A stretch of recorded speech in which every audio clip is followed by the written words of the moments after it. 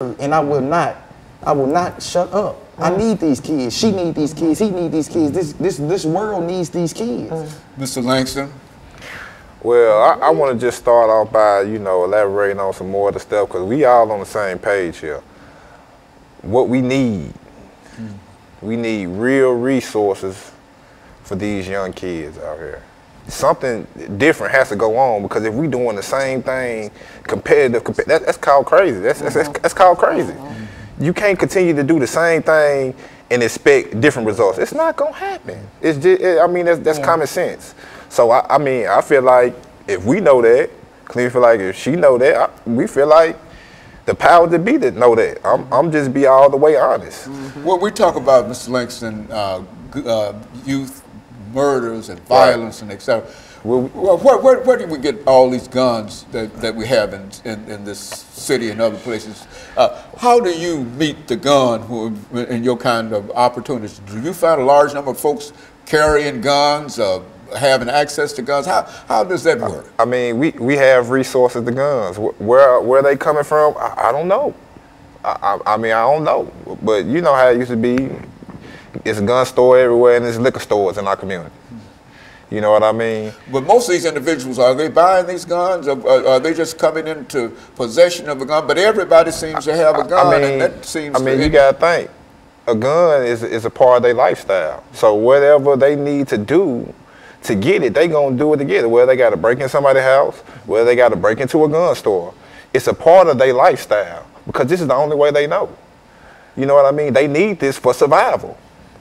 Just like a businessman, he's gonna need his accountant and all that. Well, somebody in the streets, he gonna need a gun, because he know everybody else has got a gun. His, and they just got into it at the basketball court the other day. So I need to do whatever it is to give me a gun, or I could be gone out here. You know what I mean? So like he said, times have changed.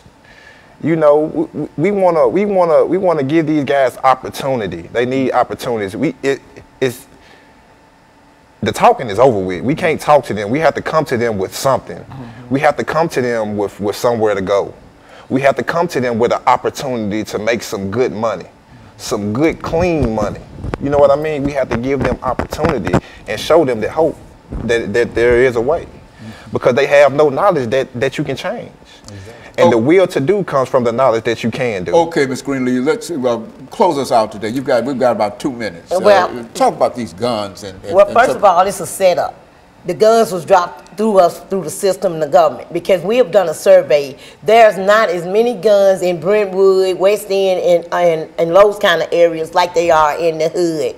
We also did a survey that we up to 100 murders here. We did a survey out in West End area, and they had, I think, probably 1 or 2 murders out there. So that speaks for itself. They dropped the guns in our neighborhoods on purpose. When I say they, the government, the system, and the crooked laws, and they did it the same way they did the dope. The dope is becoming a draft now, so people can't get the drugs like they used to, and so that's why they start robbing us. Now the opportunities is like Mr. Moore said. Y'all know I've been out here for a long time. Why haven't nobody give me any money? Why any mayor, any elected official haven't invited me to the table? Because they know I'm going to change. They don't want us to change, because it'll cut their salaries and it'll stop some of these grants that they getting. Also, it's another young man in your studio has a program called Leach Foundation. He got a business plan and everything, and we finna hook up in partnership and put it together, and we're gonna demand some funds. We be sent out to go to some of these resources, but we don't fit in. Either your parents made $1 too much, or your parents made $1 too less. So when are we gonna get some resources for us? It's time for us to fill that gap.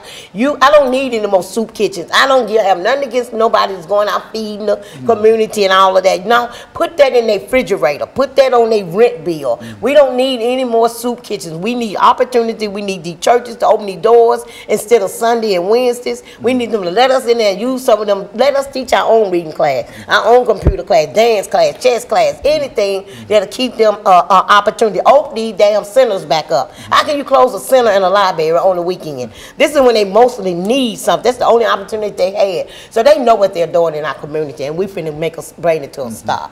And so you think that there's not enough opportunities for people to come to young people to come together? People of low income, community centers and et cetera, that would it help. speak for itself. Dr. Haney, I'm gonna say this right quick. Go to Germantown, which is on Fifth Avenue North, right? You step off of Kroger parking lot and go to your left. Step off of Kroger parking lot and come to your right. It speaks for itself. It speaks for itself. And of course, let me thank the three of you for bringing by that excellent information. And let me encourage our audience to tune in again next week for another informative edition of Comments. Thank you and good morning.